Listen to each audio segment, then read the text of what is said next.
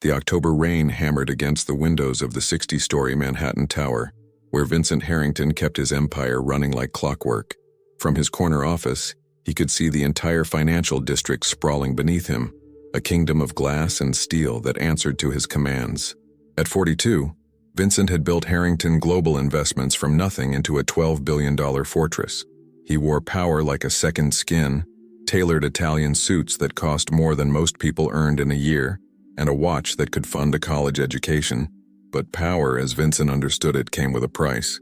And today, that price was carved into the tight lines around his eyes, the permanent furrow between his brows, and the way his jaw clenched even when he thought he was relaxed. His assistant, Margaret, knocked twice before entering. She had worked for him for 8 years and had learned to read the weather patterns of his moods. Today, storm clouds gathered. "Mr. Harrington, your 3 o'clock called to reschedule," she said, her voice carefully neutral. Vincent didn't look up from the merger documents spread across his mahogany desk. "Tell them if they can't make time for a $40 million deal, I'll find someone who can." "Yes, sir." Margaret hesitated at the door. "Also, there's been another call from your daughter's school about the parent-teacher conference you missed last week." Now Vincent looked up, his ice blue eyes sharp enough to cut glass. "I was closing the Singapore acquisition. They're aware of what I do, aren't they?" "I believe they just wanted to discuss Emma and Sophie's progress." "That's what I pay the maid for," Vincent interrupted, returning his attention to the papers. "Mrs. Patterson handles the domestic matters. That's her job." Margaret nodded and left, closing the door with a soft click that somehow felt like judgment. Vincent loosened his tie slightly, a rare concession to discomfort. His daughters, 8-year-old Emma and 6-year-old Sophie, their faces flashed through his mind, golden hair like their mother's, eyes that still lit up when he walked through the door, though that happened less and less these days. Their mother, Claire, 3 years since the car accident. 3 years since Vincent had thrown himself into work with the desperation of a drowning man reaching for anything solid, building the empire bigger, stronger, untouchable. Because if he could control the markets, control entire corporations, surely he could control the aching void that opened up every time he walked past Claire's empty study. His phone buzzed. A text from Gerald, his neighbor in the exclusive Greenwich estate where Vincent had bought a colonial mansion he barely lived in. "Vinny, hate to bother you, but saw something odd at your place yesterday evening. Your maid had some man visiting. Stayed quite late.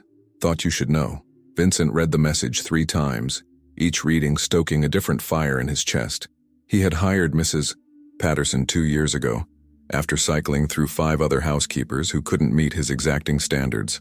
Elena Patterson came with impeccable references, 20 years of service with Manhattan's elite families, spotless background check, and a calm, competent demeanor that suggested she could handle anything. But having strange men in his home, around his daughters, Vincent stood abruptly, the chair rolling back and hitting the window with a thud. He grabbed his phone and coat in one smooth motion. The Singapore documents could wait. The merger could wait. Hell, the entire financial district could wait. He was halfway to the elevator when Margaret's voice called after him. "Mr. Harrington, your 4 o'clock. Cancel everything for the rest of the day," he said without turning around. "Something's come up at home." The drive from Manhattan to Greenwich usually took an hour in good traffic, longer in the perpetual snarl of New York congestion. Vincent made it in 43 minutes, his sleek black Mercedes weaving through gaps that barely existed, his mind racing faster than the engine. Who was this man? What was Elena Patterson thinking, bringing strangers into a home with 2 vulnerable little girls? Vincent had been clear about the rules, hadn't he? No visitors, no exceptions. The safety of his daughters was paramount, the one thing his money was supposed to guarantee absolutely. The security gate recognized his car and opened automatically. The long driveway curved through perfectly manicured lawns that a landscaping crew maintained twice weekly. The house rose before him, all white columns and black shutters looking like something from a magazine spread. Vincent barely saw it anymore. It was just the place where he slept on the nights he remembered to leave the office before midnight. He parked in the circular drive, his tires crunching on gravel. Through the leaded glass windows, he could see lights on in the kitchen. His heart hammered against his ribs, not from exertion, but from something he hadn't felt in years. Fear. Real, primal fear that something might threaten his children. Vincent's hand closed around the cold brass doorknob. He had his key, of course, but he turned it slowly, quietly. If something improper was happening, he wanted to catch it in the act. Evidence. Control. That's how you handled problems in Vincent's world. The door swung open silently. He paid enough for maintenance that nothing in this house creaked or groaned. The marble foyer stretched before him, pristine and cold. From somewhere deeper in the house he heard voices. Children's voices. His daughter's. He moved toward the sound, his Italian leather shoes soundless on the floor. The kitchen. The voices were coming from the kitchen. Vincent reached the doorway and stopped. What he saw would change everything. The kitchen was bathed in the warm glow of late afternoon sun streaming through the bay windows. Vincent stood frozen in the doorway, his hand still gripping the frame, his breath caught somewhere between his chest and his throat. On the ceramic tile floor, kneeling in a small circle, were his two daughters. Emma's golden hair fell in waves over her shoulders as she bowed her head, her small hands clasped tightly together. Sophie, smaller and more fragile looking, had her eyes squeezed shut with the intensity only a 6-year-old could muster. Her lips moved silently, forming words Vincent couldn't hear. Vincent. And there, kneeling between them, was Elena Patterson. The maid, though Vincent suddenly felt the word was inadequate, almost insulting, wore her usual simple gray dress and white apron. Her dark hair, streaked with silver, was pulled back in a neat bun, but it was her face that struck him. Her eyes were closed, and on her features rested an expression of such profound peace that Vincent felt something twist painfully in his chest. "Dear Lord." Elena's voice was soft, barely above a whisper, but it carried through the kitchen with crystalline clarity. "We thank you for this day, for the roof over our heads, for the food on our table, for the love that surrounds us even when we cannot see it." Emma's small voice joined in, hesitant but earnest. "Thank you for Daddy, even though he's always busy. Please keep him safe." Vincent's throat constricted. When was the last time he'd heard his daughter pray? When was the last time he'd prayed himself? "And thank you for Mrs. Patterson," Sophie added, her words tumbling out with childish enthusiasm.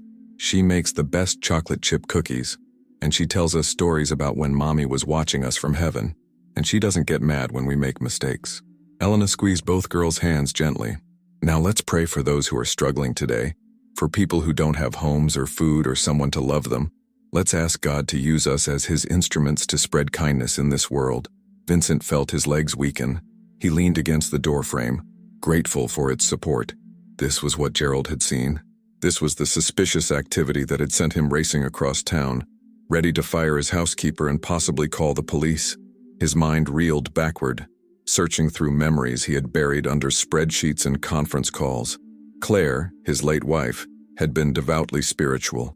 She had attended church every Sunday, had kept a small prayer journal on her nightstand, had insisted on saying grace before family dinners. After she died, Vincent had packed away her Bible, her rosary, her prayer books, packed away everything that reminded him of faith in a God who had let her die on a rainy Tuesday evening while driving home from a charity event. He had told himself he was protecting his daughters from false hope, from the disappointment of unanswered prayers. But standing here now, watching them bow their heads in genuine reverence, he wondered what he had really been protecting them from, or was it himself he had been protecting? "Amen," Elena said softly. "Amen," the girls echoed.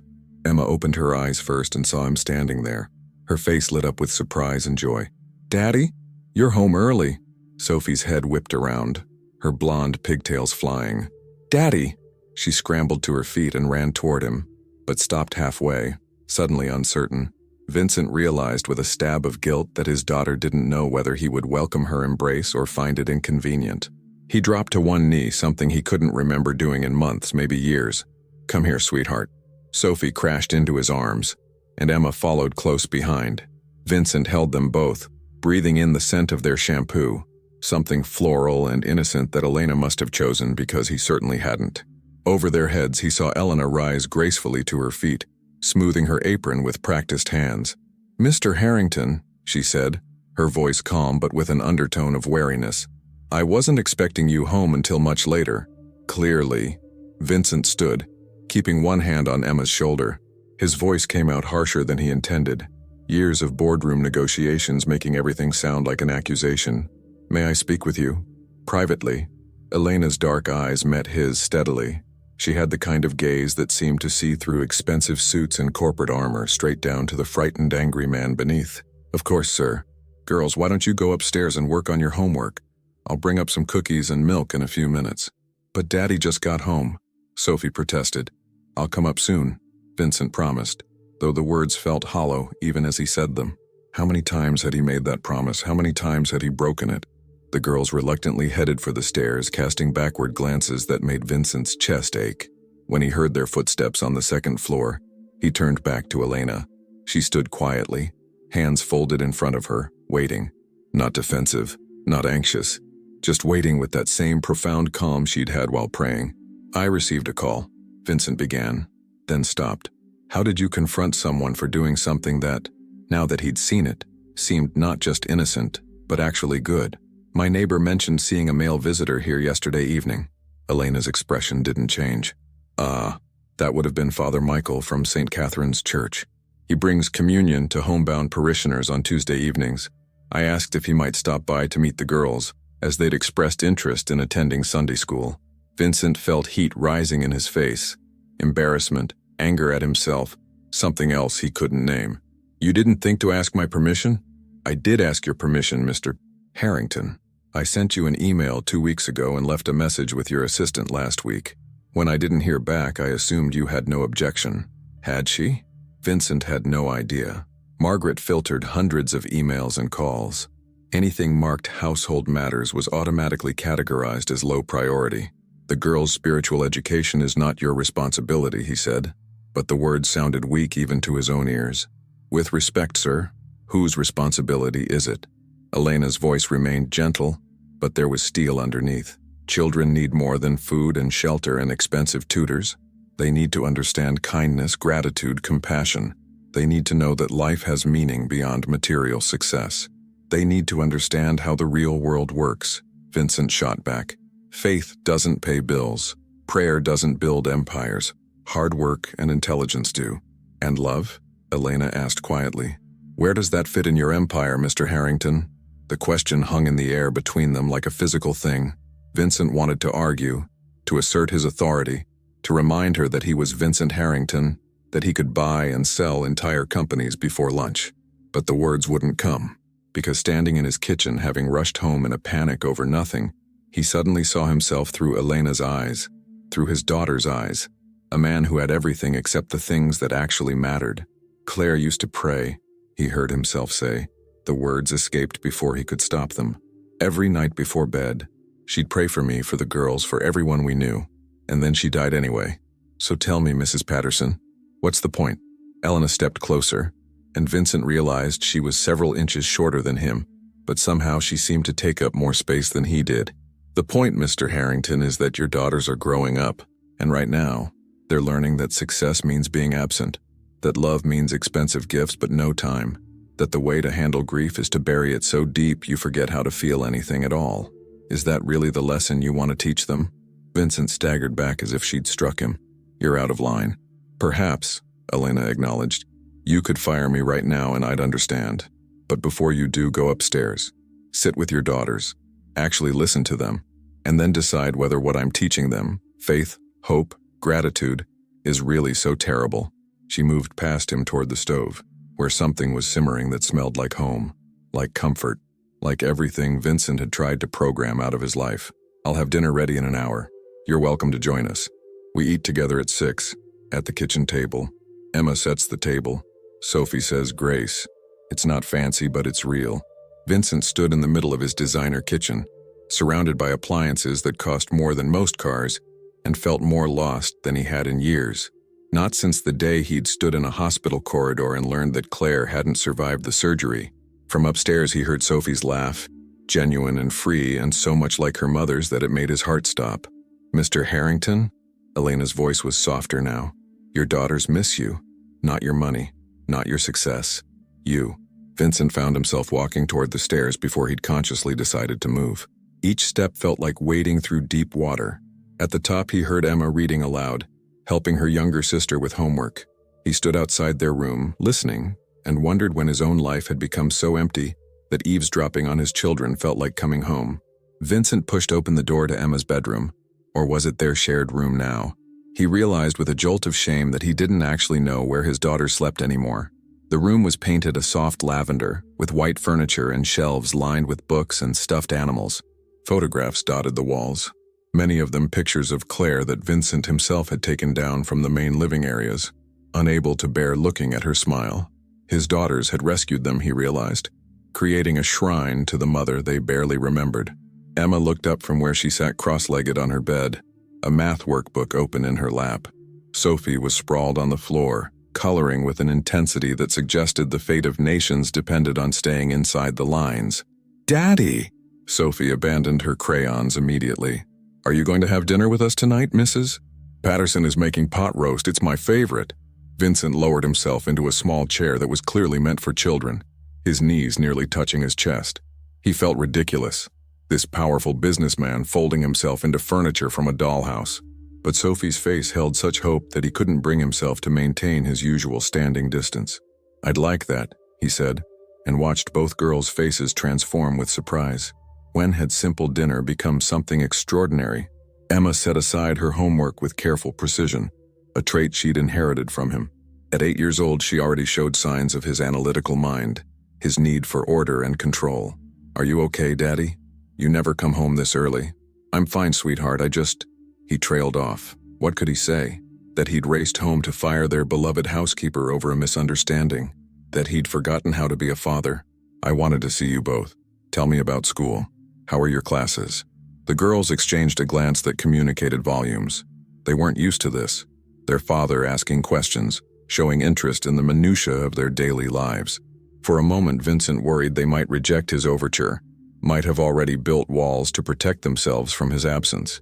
But Sophie, still young enough to forgive instantly and completely, launched into an enthusiastic description of her first-grade classroom. "And Mrs. Chen says I'm really good at reading. I'm already on level E books, which is higher than most of the class. And today we learned about community helpers, and I said my daddy helps people with their money, and Mrs. Chen said that's very important because money makes the world go round." Vincent finished a phrase he'd said countless times. "No," Sophie corrected him with the absolute certainty of 6-year-old wisdom. "Mrs. Chen said money is a tool, but it's people who make the world go round. People helping each other, being kind, caring about more than just themselves." Vincent felt as if his daughter had reached into his chest and squeezed his heart. "Mrs. Chen sounds very smart." "She is," Emma confirmed. She'd been quieter, watching him with those observant blue eyes that saw too much. "Daddy, why did you really come home early? Did something happen at work?" There was no lying to Emma. She had her mother's intuition combined with his logical mind. A dangerous combination. "I received some information that concerned me, about Mrs. Patterson, but I was wrong. Mr. Caldwell told you about Father Michael, didn't he?" Emma's voice held a trace of bitterness that shocked Vincent. "He's always watching our house. Sophie and I call him the spy next door." "Emma, that's not—" "It's true though, isn't it?" Emma stood up, and Vincent saw with a start that she was already tall for her age, shooting up in growth spurts he'd missed while buried in his office. "He told you something that made you think Mrs. Patterson was doing something wrong, but she wasn't. She never does anything wrong. She's the only one who actually pays attention to us." The words hit like physical blows. Vincent wanted to argue, to defend himself, but what defense did he have? Emma was right. He'd been absent. Not just physically, though, that was bad enough. He'd been emotionally absent, mentally absent, spiritually absent. "You're right," he said quietly. "I haven't been here. Not really." Sophie climbed into his lap, her small body fitting perfectly against his chest despite the awkward chair. "It's okay, Daddy. Mrs. Patterson says you're sad because you miss Mommy. She says sometimes when grown-ups get really sad, they forget how to be happy again and they need help remembering." Vincent wrapped his arms around his youngest daughter, burying his face in her hair so she wouldn't see the tears that suddenly threatened. "Mrs. Patterson is very wise. She tells us stories about Mommy," Emma said, sitting back down on her bed, "about how she volunteered at homeless shelters, how she believed everyone deserved kindness no matter who they were, about how she used to say that people are more important than profits." Claire had said that, often, usually when Vincent was working late on some deal or acquisition, when he'd missed another dinner or school event. They'd fought about it, his last clear memory before the accident. A stupid argument about whether he could make Sophie's dance recital, or if the Tokyo investors were more important. He'd chosen Tokyo. Sophie had cried. Claire had looked at him with disappointment that cut deeper than anger. 2 days later, she was gone. "Tell me more," Vincent said hoarsely. Tell me what Mrs. Patterson has told you about your mother." For the next 30 minutes, his daughters painted a picture of Claire that Vincent had tried to forget.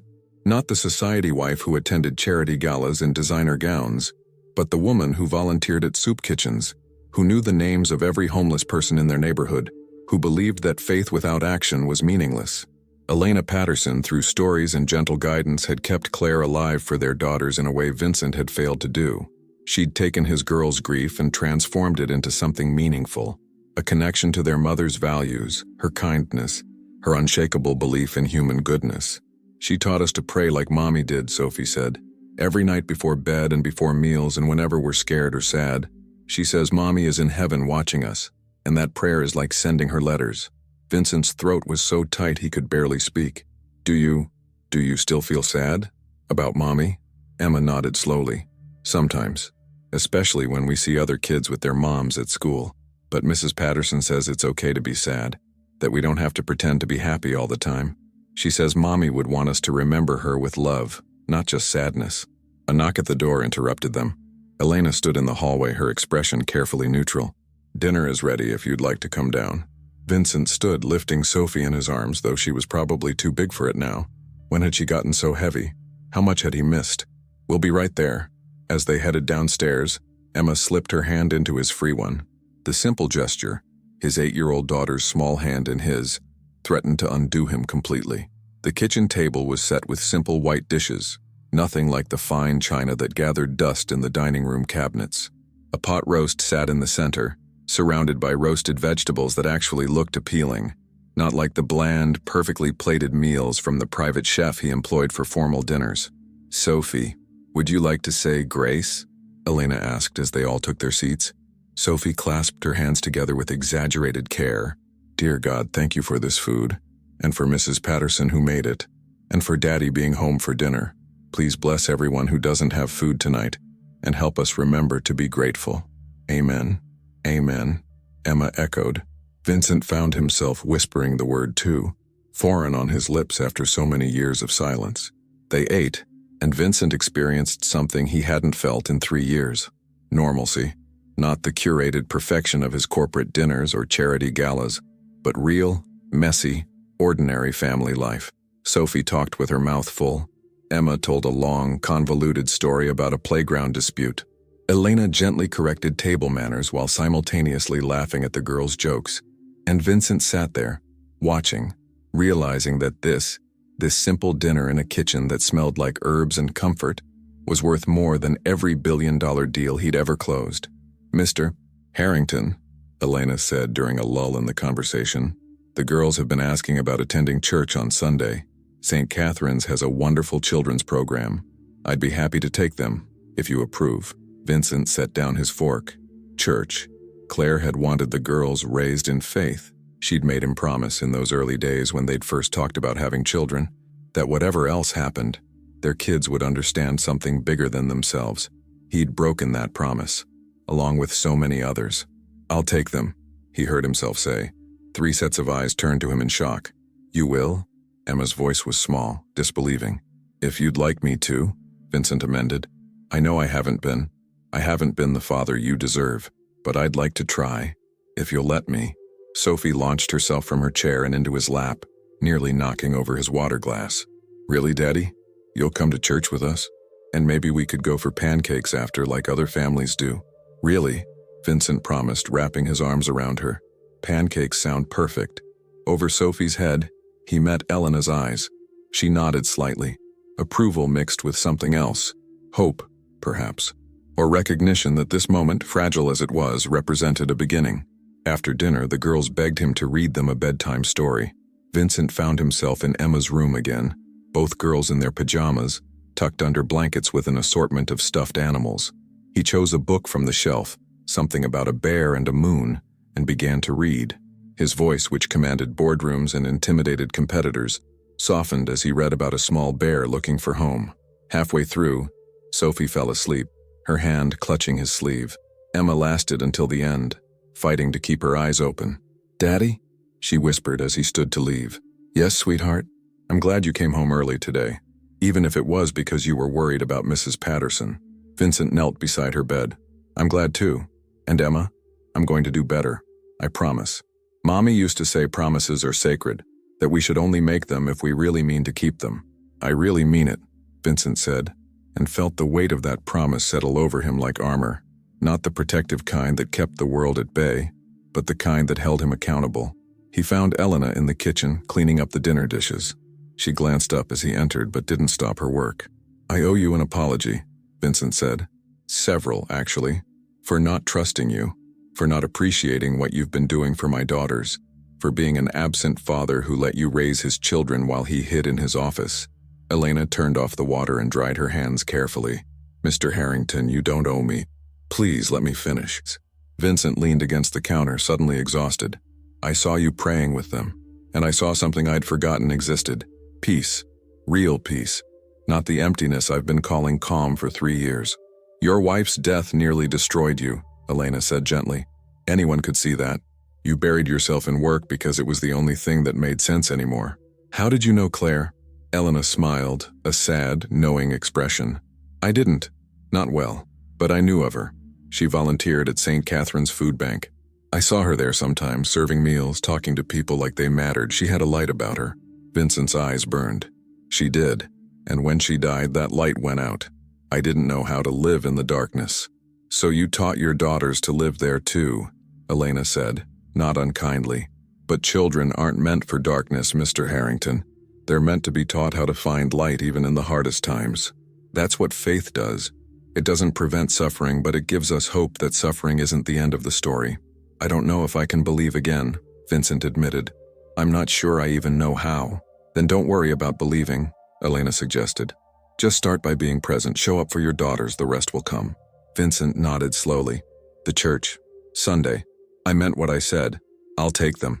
They'll be overjoyed.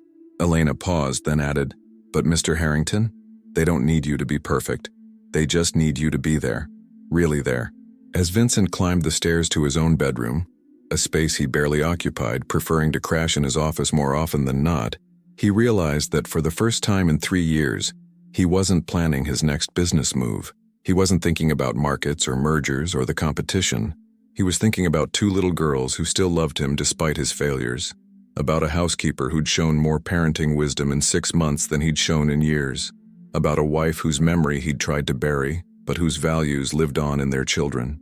And he was thinking about faith, not as an abstract concept or a childhood memory, but as something real and necessary, a lifeline he'd severed in his grief, and that his daughters desperately needed him to grab hold of again. Tomorrow, he decided, he would call the office and block out his Sundays. All of them. Indefinitely. Some things, Vincent was finally learning, were more important than empire building. Some things couldn't be bought or sold or controlled. Some things could only be received with open hands and a humble heart. Sunday morning arrived with the crisp clarity that October brings to the Northeast. Air sharp enough to sting the lungs. Leaves burning in shades of crimson and gold. The kind of weather that makes everything feel possible. Vincent woke at 6:30, not to the shrill alarm that usually dragged him from restless sleep, but to sunlight streaming through curtains he'd forgotten to close. For the first time in years, he'd slept through the night without waking to check his phone, without the anxiety dreams about failing acquisitions or plummeting stock prices. He lay there for a moment, staring at the ceiling of the master bedroom, and realized that the house felt different. Not the physical structure. That remained the same expensive monument to success he'd purchased to impress people he didn't actually like. But something had shifted in the atmosphere, like a pressure system moving through. His phone sat on the nightstand, silent. Usually by this hour on a Sunday, he'd already fielded a dozen international calls and reviewed market reports from 3 continents.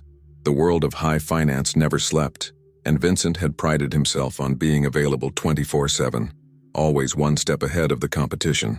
But today he'd turned on Do Not Disturb the night before. Today he had more important business. He showered and dressed carefully, choosing clothes that felt strange in their simplicity. Khaki pants, a button-down shirt in light blue, a navy blazer. No tie, no cufflinks that cost more than most people's monthly rent. He looked in the mirror and barely recognized the man staring back. Without the armor of his expensive suits, he looked almost normal, vulnerable, human. Downstairs, he found Elena already in the kitchen, preparing breakfast. The smell of fresh coffee and something baking filled the air. She glanced up as he entered, surprise flickering across her face before she composed it into her usual calm expression.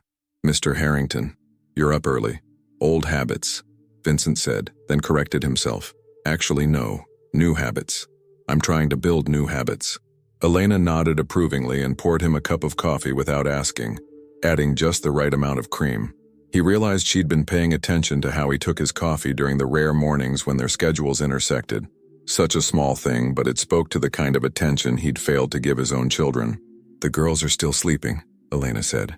"Service doesn't start until 10, so we have time for a proper breakfast. I'm making cinnamon rolls. Emma's favorite." "You bake?" Vincent asked, then felt foolish. Of course she baked. She probably did 100 things for his household that he'd never noticed or appreciated. "Every Sunday morning," Elena confirmed, checking the oven. "It's become our tradition. The girls help me roll the dough when they wake up. They enjoy the process as much as the eating." Vincent sipped his coffee, savoring the richness. "How long have you been doing these Sunday traditions?" "Since I started working here," Elena said. "Your daughters needed structure, comfort, ritual. After losing their mother, everything must have felt so unstable. Regular traditions help children feel secure. And I didn't provide that," Vincent said quietly. "You provided security in other ways," Elena replied, not unkindly. "A beautiful home, excellent schools, everything money could buy. But Mr. Harrington, children don't live on financial security alone. They need emotional security too. They need to know that someone sees them, really sees them, and loves them not for what they achieve but simply for who they are." Before Vincent could respond, he heard footsteps on the stairs, the running patter that could only be Sophie, followed by Emma's more measured pace. His daughters burst into the kitchen, still in their pajamas, their hair tousled from sleep. They stopped short when they saw him, surprise evident on their faces. "Daddy?"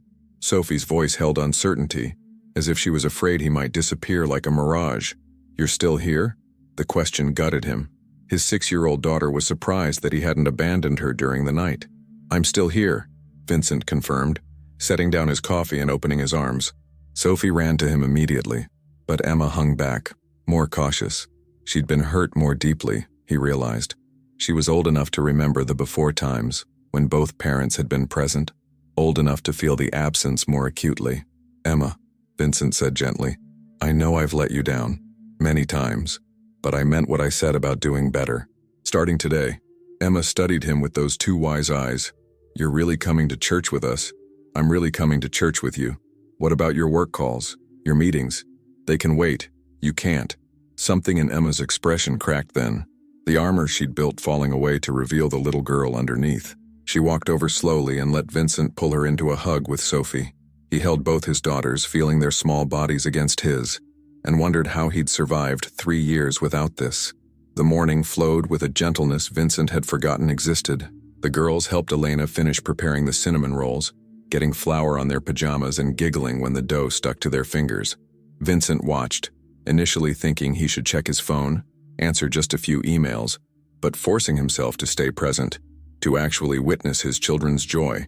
After breakfast, the girls went upstairs to get ready. Vincent found himself alone with Elena again. "Thank you," he said, "for keeping my family together when I was falling apart." Elena wiped down the counter with practiced efficiency. "Mr. Harrington, I need to tell you something. I almost quit 3 times in the first year." Vincent's head snapped up. "What?" "Your daughters needed a father, not just a provider. I couldn't be both mother and father to them, no matter how hard I tried. I wrote resignation letters, ready to walk away, because staying felt like enabling your absence." Elena met his eyes steadily. "But then I'd look at Emma and Sophie, and I couldn't abandon them too. So I stayed, and I prayed that something would wake you up before it was too late." "What changed your mind?"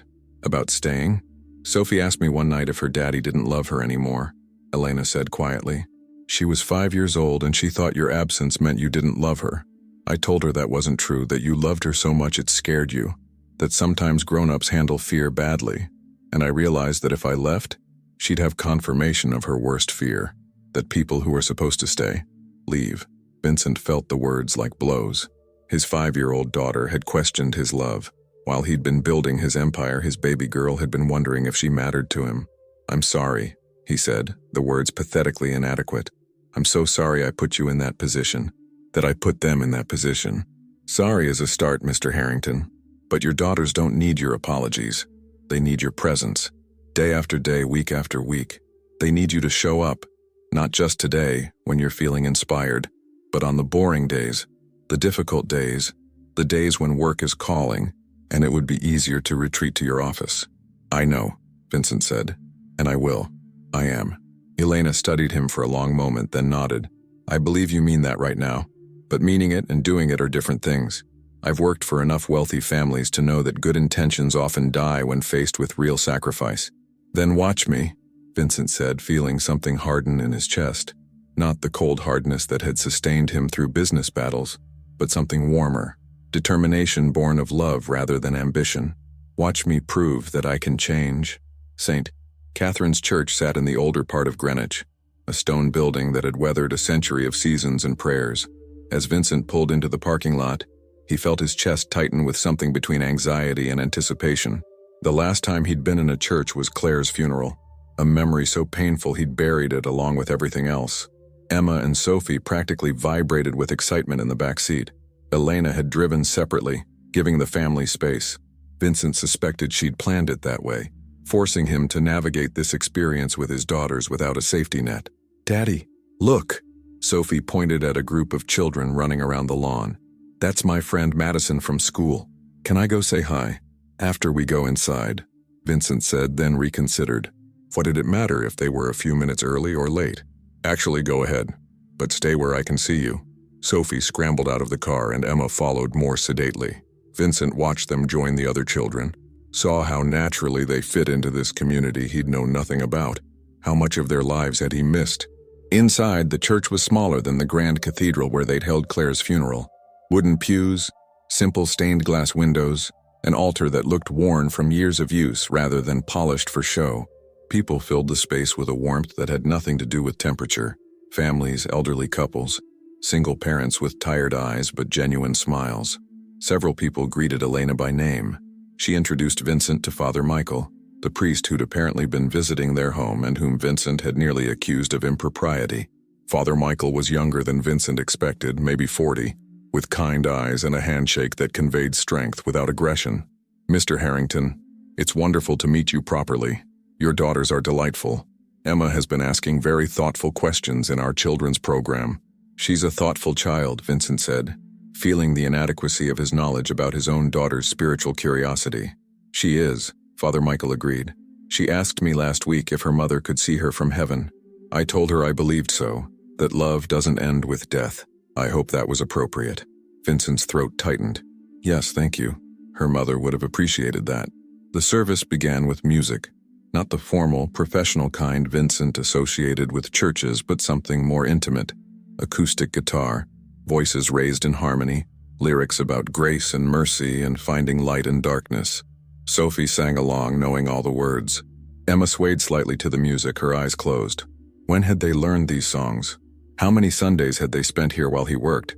Father Michael's sermon focused on the parable of the prodigal son, a story Vincent remembered vaguely from childhood. But hearing it now, as a father who'd abandoned his children in all but physical presence, the words hit differently.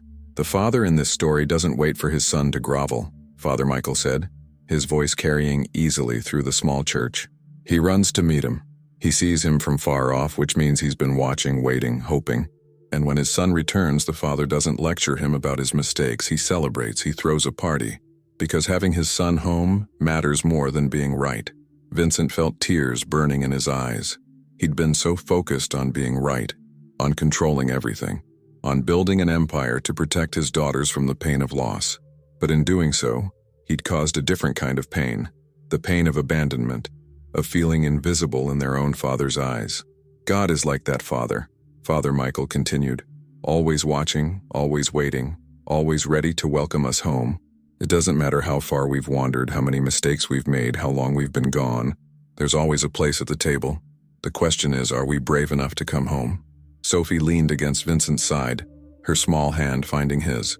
On his other side, Emma sat very still, but he could feel tension in her body, processing, thinking, so much like her mother. After the service, there was coffee and donuts in the fellowship hall. Vincent found himself surrounded by people who knew his daughters better than he did. Teachers from their Sunday school classes, other parents whose children played with Emma and Sophie, elderly volunteers who'd apparently been teaching Sophie to knit. "Your daughter has remarkable empathy," Mrs. Chen, Sophie's teacher, told him. "Last week, one of the other children was crying because his parents are divorcing, and Sophie sat with him the entire time, just holding his hand. She told him that she knows what it's like to lose someone you love and that it's okay to be sad." Vincent's heart clenched. His 6-year-old daughter was counseling other children through grief while he'd been too cowardly to face his own. They went for pancakes afterward, as promised, at a diner that Emma and Sophie apparently frequented with Elena. The staff knew them by name, knew their favorite orders. Vincent ordered coffee and watched his daughters demolish stacks of pancakes with chocolate chips and whipped cream. "Daddy," Sophie said through a mouthful of pancakes, "Mrs. Patterson says you used to come to church with Mommy before she died." Emma kicked her sister under the table, a warning to tread carefully, but Vincent shook his head. "It's okay, Emma. Yes, Sophie, I did. Your mother loved church. She said it reminded her that the world was bigger than our problems, that we were part of something meaningful." "Why did you stop coming?" Sophie asked with characteristic 6-year-old bluntness. "Because I was angry," Vincent admitted. "At God, at the universe, at everything. Your mother was the best person I knew, and she died anyway. It didn't seem fair." "It wasn't fair," Emma said quietly.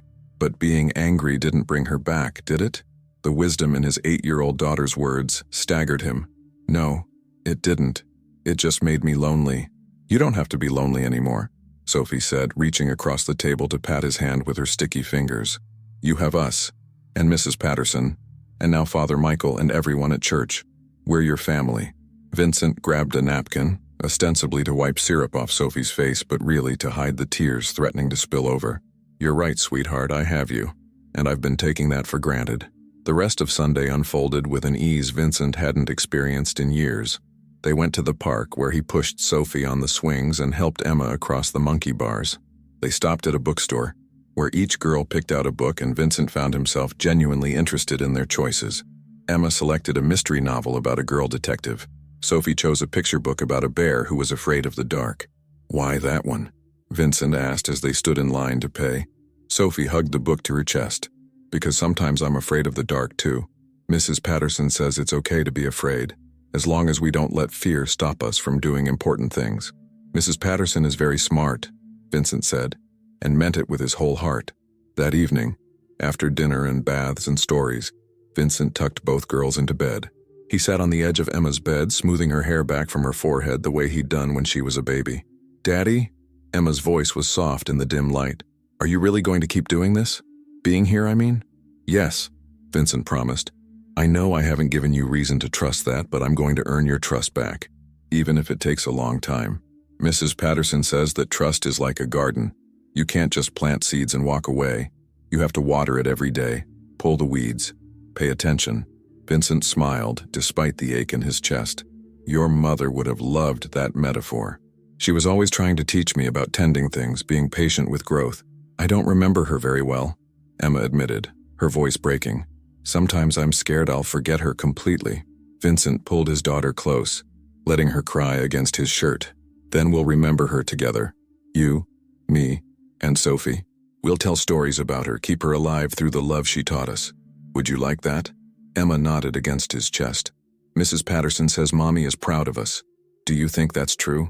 "I think your mother is very proud of you," Vincent said, "and I know I am. You've been so strong, so brave, taking care of your sister, doing well in school, being kind even when life has been hard. You amaze me, Emma." "I wasn't doing it alone," Emma said. "Mrs. Patterson helped, a lot. I know, and tomorrow I'm going to make sure she knows how grateful we are." After Emma fell asleep, Vincent found Elena in the kitchen preparing lunches for the girls' school day. He watched her work for a moment, the careful way she cut sandwiches into triangles, how she included a small note in each lunchbox with encouraging words or simple drawings. "Elena," he said, and she turned. They'd never been on a first-name basis before, but the formality of Mrs. Patterson suddenly felt wrong. "I need to ask you something." "Of course, Mr. Harrington." "Vincent," he corrected. "Please. After everything, I think we're past formalities." He took a deep breath. "I want to make you a partner in raising my daughters, not just an employee. I want to set up a trust fund in your name, ensure you're taken care of, give you equity in—" Elena held up a hand, stopping him. "Vincent, I appreciate the thought, but I don't want to be bought. That's not what I'm trying to do, isn't it? Elena's voice was gentle but firm. You're a businessman. You're used to solving problems with money. But some things can't be solved that way. Your daughters don't need you to pay me more. They need you to show up, day after day. That's the only currency that matters here. Vincent felt the truth of her words settle over him. You're right, but I still want to do something to show my gratitude. Then be the father your daughters deserve, Elena said simply. Be the man your wife believed you could be. That's all the thanks I need. Later that night, alone in his bedroom, Vincent opened his laptop for the first time all day. Hundreds of emails awaited him, messages marked urgent, deals requiring his attention. The old Vincent would have felt panic, would have immediately dove into work mode, putting out fires and seizing opportunities. But tonight, Vincent looked at the screen full of demands and felt, nothing or not nothing, he felt clear. Or, these emails would still be there tomorrow. The deals would wait or they wouldn't. The world would keep turning. His daughters, however, wouldn't wait. Childhood was finite. Every day he missed was gone forever. Vincent typed out a message to his assistant. Margaret, effective immediately. Block out all my Sundays. No exceptions. Also, I need to leave by 6 p.m. every weekday. Schedule accordingly. Any client who can't work with these terms can find another firm. He hit send before he could second-guess himself, then closed the laptop. Tomorrow, he would restructure his entire business around his family's needs. He would hire additional partners, delegate responsibilities he'd been clutching out of ego rather than necessity. He would build a different kind of empire, one with room for love, faith, and the small, precious moments that actually constituted a life. But tonight he would sleep soundly, knowing that for the first time in 3 years he'd been exactly where he was supposed to be. His daughter's laughter echoed in his memory as he drifted off, and for once, the darkness held no fear. 3 weeks passed like water finding its level, initially turbulent, then gradually settling into new patterns. Vincent learned that transformation wasn't a single dramatic gesture, but 1,000 small decisions made every day. Wake up for breakfast instead of leaving before dawn. Read bedtime stories instead of reviewing quarterly reports. Listen when his daughters talked about their day instead of half hearing them while checking his phone. It wasn't easy. The old habits clawed at him with the persistence of addiction. His phone would buzz with messages marked urgent, and his hand would twitch toward it automatically. Board members called, frustrated by his new boundaries. 2 major clients threatened to take their business elsewhere when Vincent refused to fly to Singapore on Sophie's birthday. He let them go. Margaret, his assistant, adapted faster than he expected. Honestly, Mr. Harrington, she'd said during their restructuring meeting, I've been worried about you for years. This is the first time you've seemed like an actual human being instead of a very efficient robot. The comment had stung, but Vincent couldn't argue with it. On a gray November afternoon, Vincent sat in his home office, a space he'd been deliberately avoiding, sorting through paperwork that couldn't be ignored. Elena appeared in the doorway, her expression troubled in a way that immediately put him on alert. Vincent, we need to talk about something. It's about the girls. His heart stuttered. Are they okay? Did something happen at school? They're physically fine, Elena assured him. But Emma came home upset today. There's been some conflict with other parents. Vincent stood, his protective instincts flaring. What kind of conflict? Elena entered the office, closing the door behind her. Some of the mothers at the school have been talking. About you, about your sudden involvement in the girls' lives. And their children have repeated things to Emma. What things? That you only started caring because your company is failing. That you're putting on a show for some business reason. That you'll disappear again once you get what you want. Elena's voice was steady, but Vincent could hear the anger beneath it. Emma overheard 2 girls in her class saying their mothers called you a fraud. Vincent felt rage ignite in his chest, white hot and righteous. How dare they? They know nothing about. They know what they've seen, Elena interrupted gently. For 2 years you were absent. The school called you for conferences and you never came.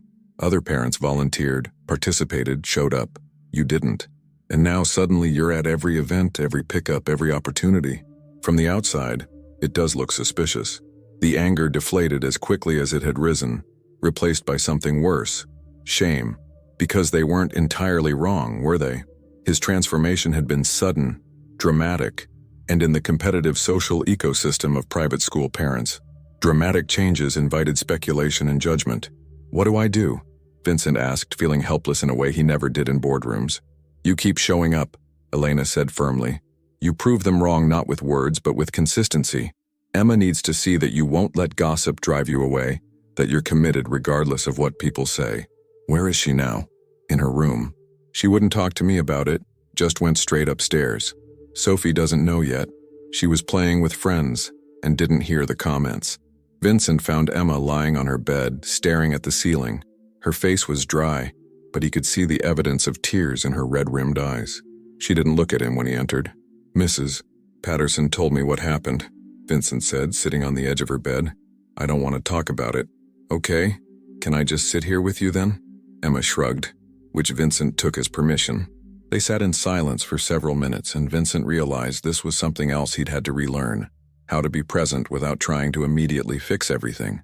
Some things couldn't be fixed with money or influence or clever solutions. Some things just had to be endured. They said you're faking, Emma finally whispered. Madison's mom told her that rich people like you only care about appearances, that you're probably planning some publicity stunt or tax write-off or something. Vincent felt his jaw clench. Emma, look at me, please. She turned her head, and the vulnerability in her 8-year-old eyes nearly broke him. I'm not faking, he said carefully. I know my change seems sudden, and I understand why that makes people suspicious. But the truth is I was lost. After your mother died, I didn't know how to be a father without her. I thought if I could just make enough money, build the company big enough, create enough security, that would be the same as love. But it's not. And it took seeing Mrs. Patterson pray with you to wake me up to what I was losing. But what if you decide it's too hard? Emma's voice cracked. What if you get tired of being a dad and go back to just being a businessman? Then you call me on it, Vincent said. You hold me accountable. You remind me of this moment, of this conversation, of the promise I'm making right now. Because Emma, being your father isn't something I'm trying. It's something I am. I was a terrible version of it for a while, but I'm still your father.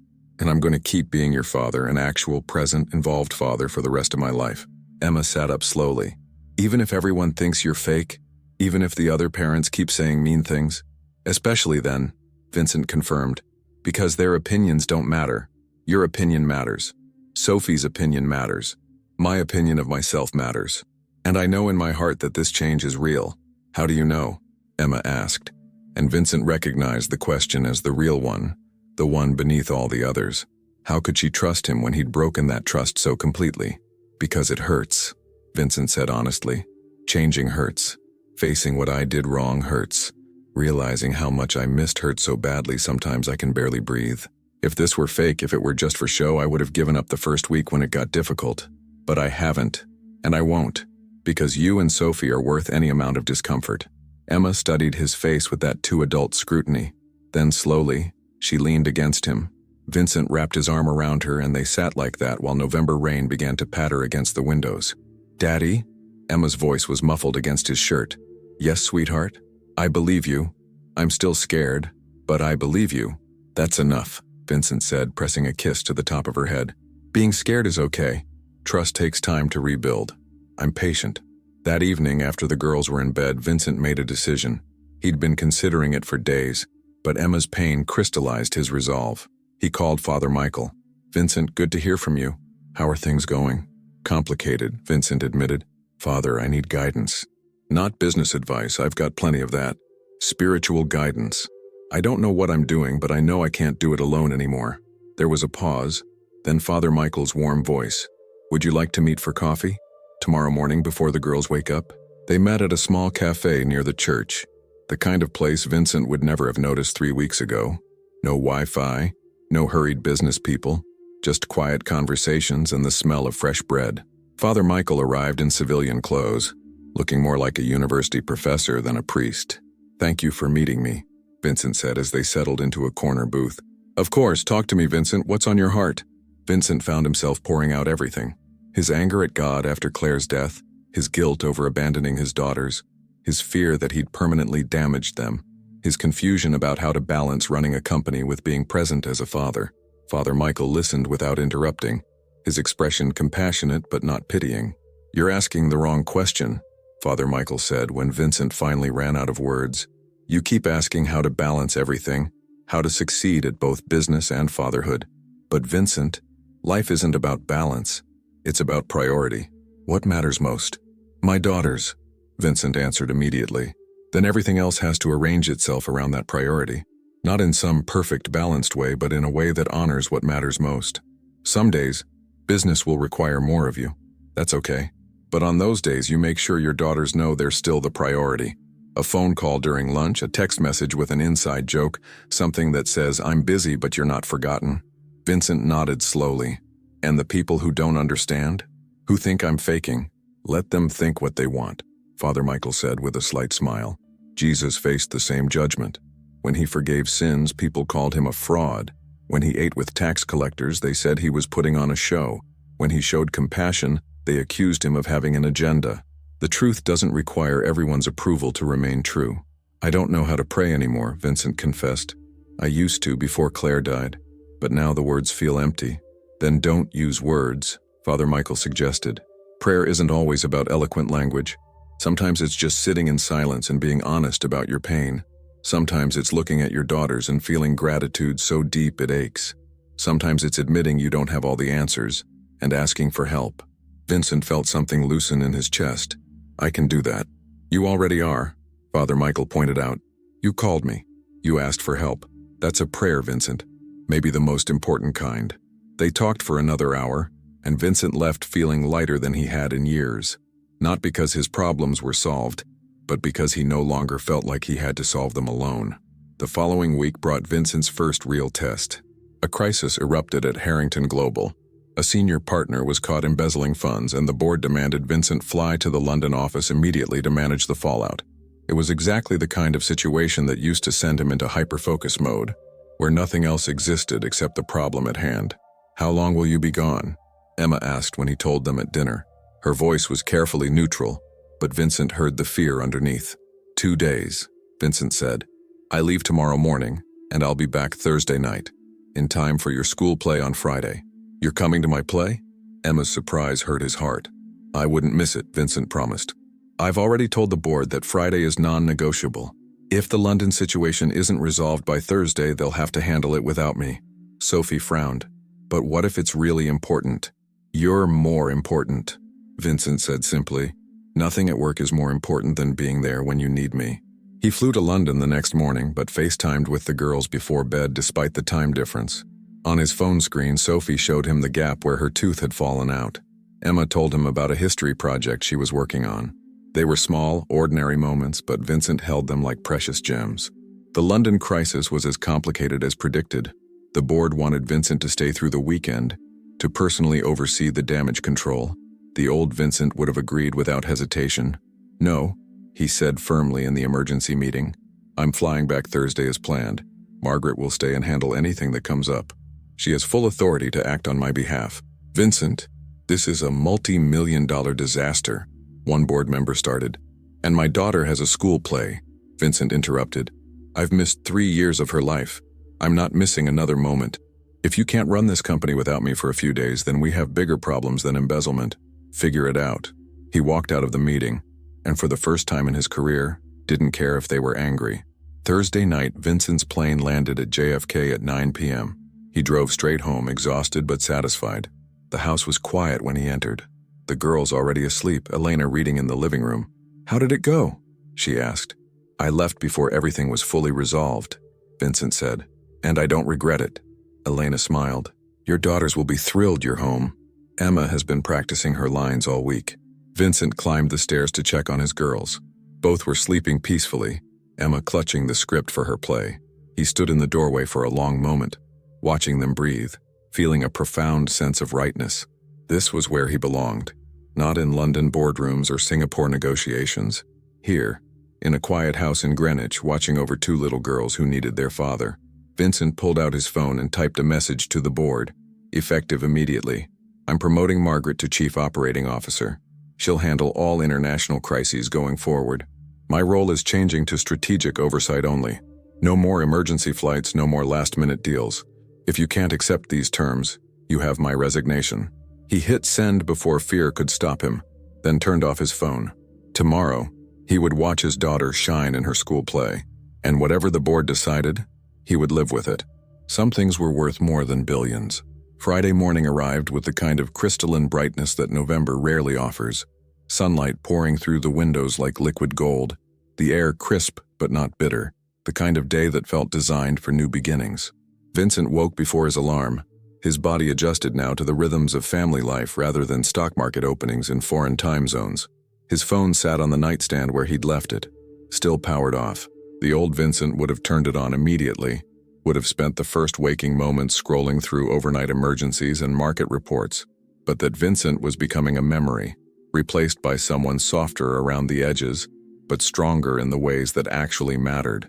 Downstairs he found Elena already preparing breakfast and both girls seated at the kitchen table in their pajamas. Emma looked up as he entered, her face transforming with relief and joy. "Daddy, you're really here. I thought maybe you'd have to go back to London or something." Vincent crossed to her and kissed the top of her head. "I told you I wouldn't miss your play. I keep my promises now." "Now," Emma repeated, but without accusation, just acknowledgement of change. Sophie bounced in her chair with characteristic enthusiasm. "Daddy, Emma's playing Anne Frank. She has so many lines, and she's been practicing every single day. She's really good." Vincent sat down, accepting the coffee Elena placed before him. "I can't wait to see it. What time should we be there?" "The play starts at 2, Emma said, her voice carefully controlled, but Vincent could see the nervous energy in the way her fingers drummed against her juice glass. "But we have to be there by 1:30 to get ready. The drama teacher is really strict about being on time." "Then we'll be there at 1:15, Vincent promised, "early enough that you won't have to worry." The morning passed in a pleasant blur of ordinary moments. Vincent worked from home, handling emails that couldn't wait, but refusing to engage with the board's response to his ultimatum. That could wait until Monday. Today belonged to Emma. At 12:30, his phone buzzed with a text from Margaret. "Board accepted your terms. COO promotion confirmed. They're not happy, but they know you're serious. Also, Vincent, I'm proud of you." Vincent felt a weight lift that he hadn't realized he'd been carrying. The board's approval mattered less than he'd thought it would. What mattered was that he'd drawn a line, established his priorities, and refused to compromise on what was essential. He drove the girls to school himself, watching Emma fidget in the back seat. She was nervous, he realized.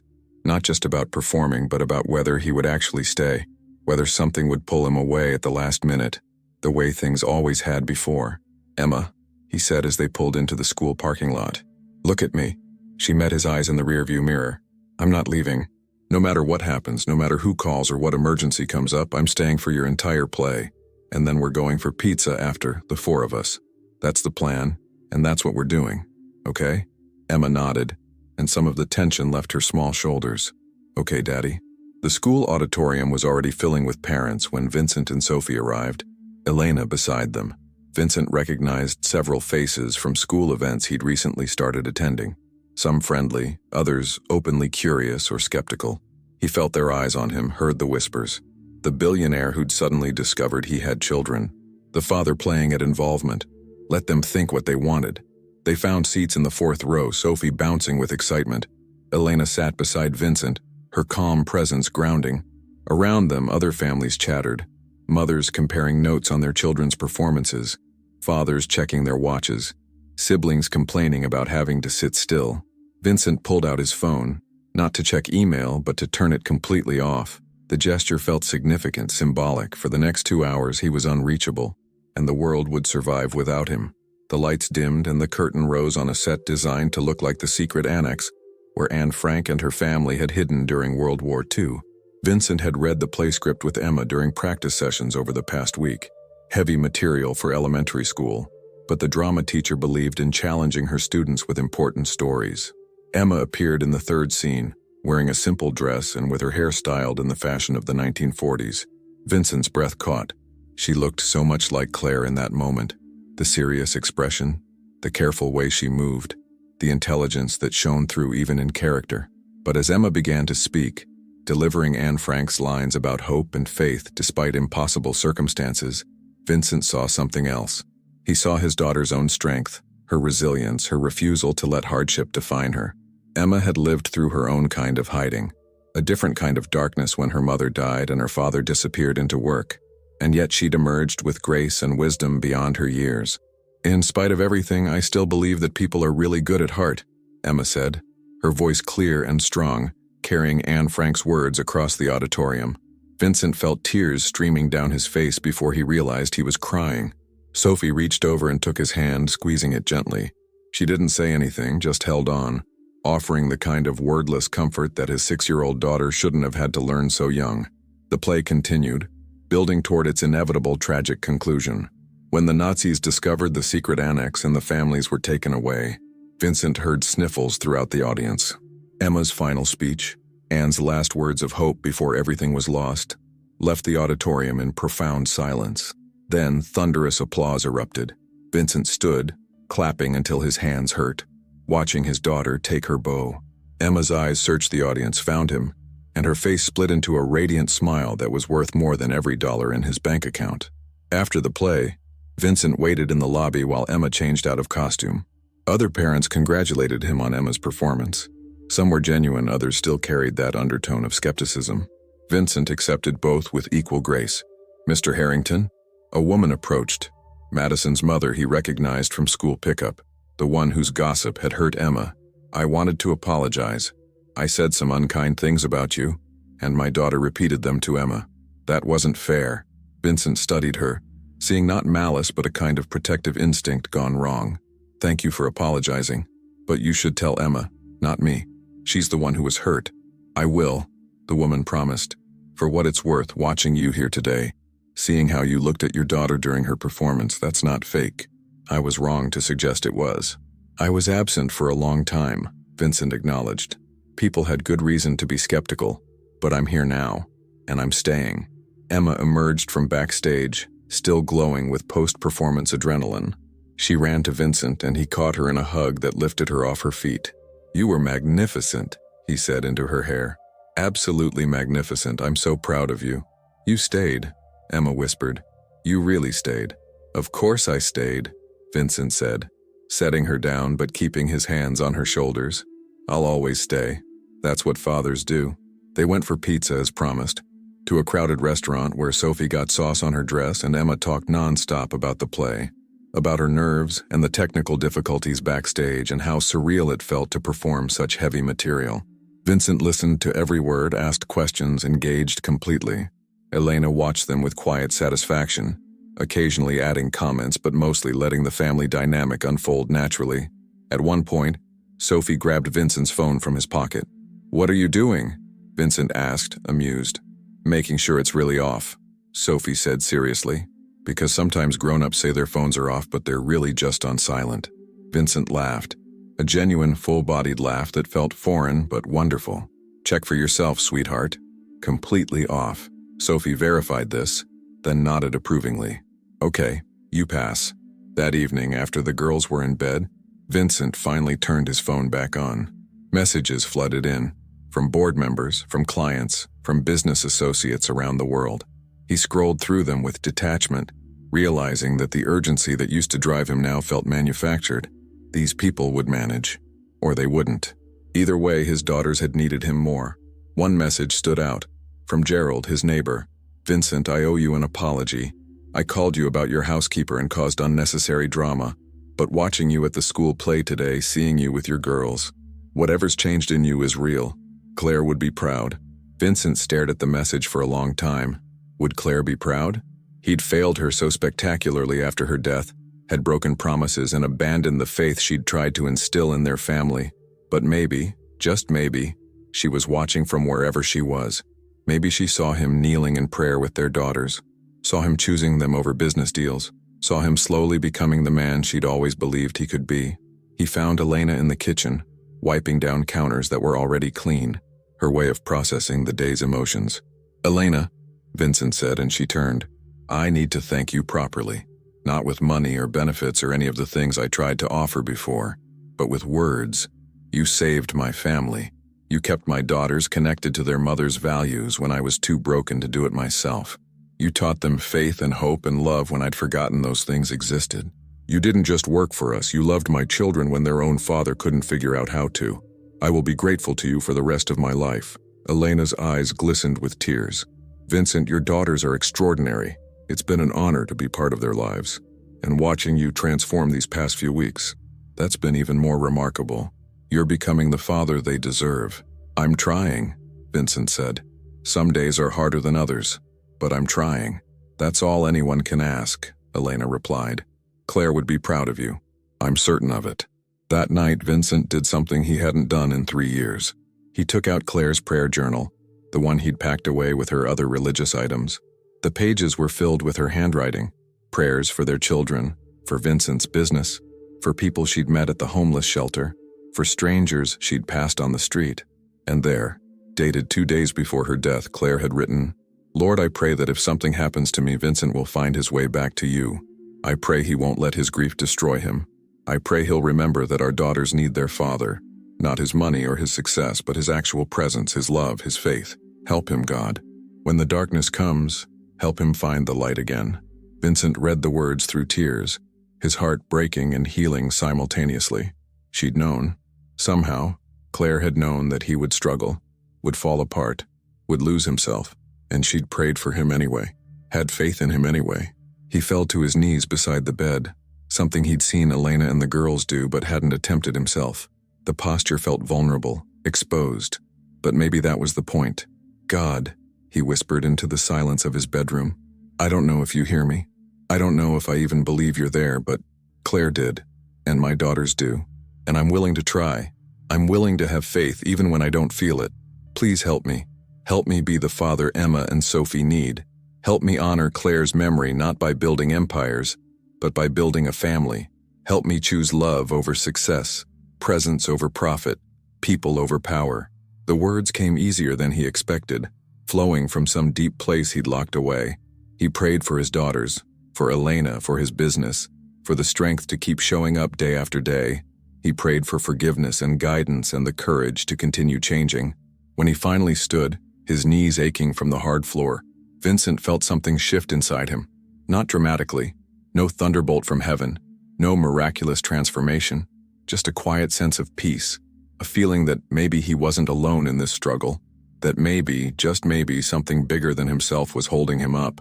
Sunday morning they attended church as a family, a routine that was becoming established now, written into the fabric of their weeks. Father Michael smiled when he saw them, the kind of smile that said he recognized the miracle of Vincent's presence without needing to comment on it. During the service, Sophie leaned against Vincent's side, and Emma held his hand. Simple gestures that meant everything. Around them, the community that had embraced his daughters now slowly, cautiously, began to embrace him too. After church, as they were leaving, Madison's mother approached with her daughter. Emma, she said gently, Madison has something to say to you. Madison looked uncomfortable but sincere. I'm sorry I said mean things about your dad. My mom explained that I didn't understand what I was talking about. I can see that your dad really loves you. Emma glanced up at Vincent, then back at Madison. It's okay. Thank you for apologizing. The girls ran off together, the incident already fading into childhood's quick forgiveness. Madison's mother lingered. You're really doing this, aren't you? The whole transformation thing. It's not just for show. It was never for show, Vincent said. It was survival. I was dying inside and I didn't even realize it until I walked into my kitchen and saw my housekeeper teaching my daughters to pray. That moment saved my life. Well, the woman said, for what it's worth, I hope you keep it up. Emma deserves a present father. They both do. They do, Vincent agreed. And they have one now. Weeks turned into months. Christmas approached and Vincent found himself actually participating, decorating the tree with the girls, attending their school winter concert, volunteering with Elena at the church's toy drive. The business still demanded his attention, but he'd learned to set boundaries that would have been unthinkable a year ago. On Christmas Eve, after the girls had hung their stockings and gone to bed, Vincent sat with Elena by the fireplace. Snow fell outside, blanketing Greenwich in white silence. I've been thinking, Elena said, about leaving. Vincent's head snapped toward her, panic flooding his chest. What? Why? Because you don't need me anymore, Elena said gently. Not the way you did. You've become the father your daughters need. You know their routines, their friends, their fears and dreams. You pray with them, laugh with them, cry with them. My job here is done. No, Vincent said firmly. Elena, your family. We need you. Not as a housekeeper or a substitute parent, but as part of our lives. Please don't go. Elena smiled, her eyes warm. I was hoping you'd say that, because I've grown to love those girls like they were my own grandchildren, and watching you transform has been one of the great privileges of my life." "Then stay," Vincent said. "Not as an employee, as family. Please." "I'll stay," Elena promised, "for as long as you'll have me." That night, Vincent stood in the doorway of his daughter's room, watching them sleep in the glow of their nightlight. Tomorrow they would wake up to presents and hot chocolate, and a father who was truly present. Not perfect, he still made mistakes, still struggled some days with the pull of work, still had moments of doubt and fear, but he was there, and he would keep being there. Vincent thought of Claire, wondered if she could see them now.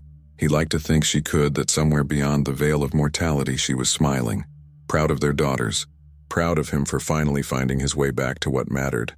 "I did it, Claire," he whispered into the darkness. "I came home. I remembered how to love them, how to love myself, how to have faith again. Thank you for not giving up on me, even when I'd given up on myself." The only answer was the gentle sound of his daughter's breathing, the peace of a house filled with love, and the quiet certainty that he was exactly where he was meant to be. Vincent Harrington had built an empire, but his greatest achievement was much simpler: learning to be present, to choose love over success, to understand that the only wealth that truly mattered was the kind you couldn't deposit in a bank. And as snow continued to fall outside, covering the world in clean white possibility, Vincent closed his eyes and offered one more prayer, not for success or security or protection from loss, but for the strength to keep showing up, day after day, for the people who needed him most, for his daughters, for his family, for the life that money couldn't buy but love had given him freely. 1 year later, Vincent stood in the same kitchen where everything had changed. Emma was now 9, working on a school project about heroes at the table. Sophie, 7 years old, was helping Elena bake cookies, flour dusting her nose. "Daddy," Emma called out, "I'm writing about you for my hero project, is that okay?" Vincent's throat tightened. "I'm not sure I'm hero material, sweetheart." "But you are," Emma insisted, looking up with those wise blue eyes. "My teacher said heroes are people who face their fears and choose to do better. That's you." Sophie abandoned her cookie dough to wrap floury arms around Vincent's waist. "You're our hero because you came back. You were lost, but you found us again." Vincent knelt down, pulling both girls close. "You two saved me. You and Mrs. Patterson.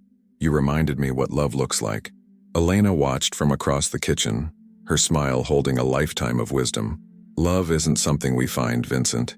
It's something we choose, every single day." And Vincent understood finally and completely that this was the empire that mattered, not built on wealth or power, but on presence, faith, and the simple courage to show up for the people who needed him most. If this story touched you, don't forget to like, comment, and subscribe for more powerful stories like this one.